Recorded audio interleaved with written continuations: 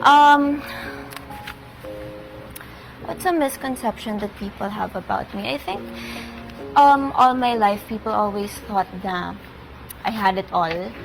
Siguro parang lagi nilang sinasabi sa akin na only child ka, komportable yung buhay mo, you were able to, you have a roof under your head, and parang usually yung tingin nila sa akin, spoiled, is that I didn't work hard enough in order to, get into showbiz. Yung typical na parang only child things.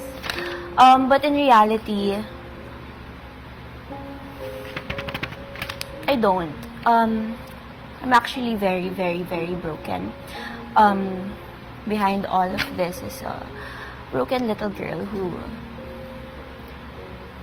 just wants her family back together. Ano ba yan? Ang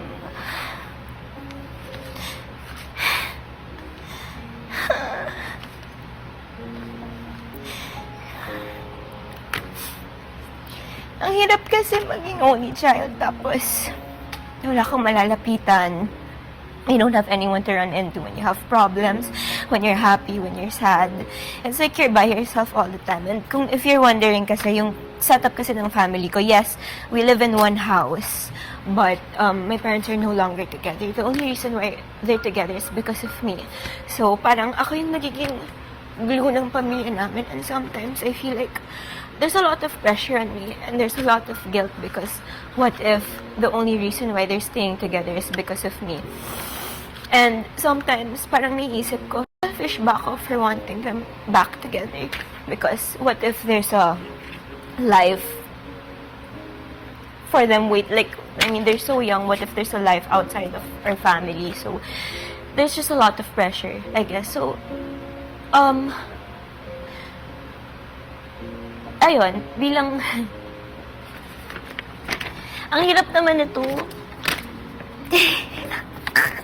Nahirapan ako mag-open up honestly sa inyong lahat.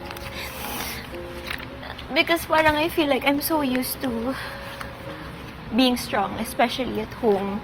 Kasi kung hindi ako magpapakatatag, sino na lang ang maaasahan ng tatay ko, ng nanay ko? Kasi sa akin lang naman sila humuhugot ng lakas. So, ayun, I don't have it all.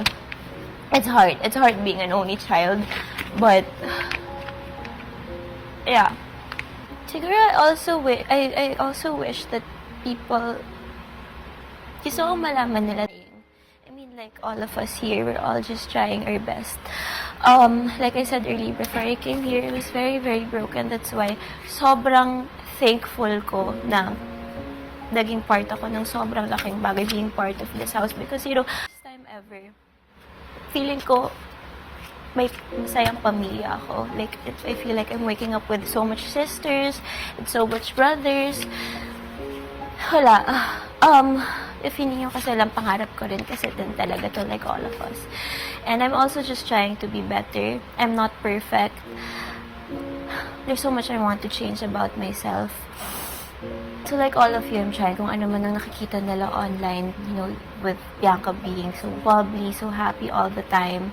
Sometimes, it's just a front that I put up because I don't want you guys to see how broken I actually am. I think that's all I can say. And siguro lastly, iyakin talaga ako. I think alam niyo naman yan, iyakin ako, but I try not to cry. Kasi yun na rin yung misconception sa akin ng tao sa labas, is that iyakin ako, mababaw yung luha ko. But that's me. I'm a very emotional person. I'm very sensitive. And, yeah. Yes, I just have to accept. Thank you. Ayan lang. Nahirapan pa rin ako mag-open. Thank you.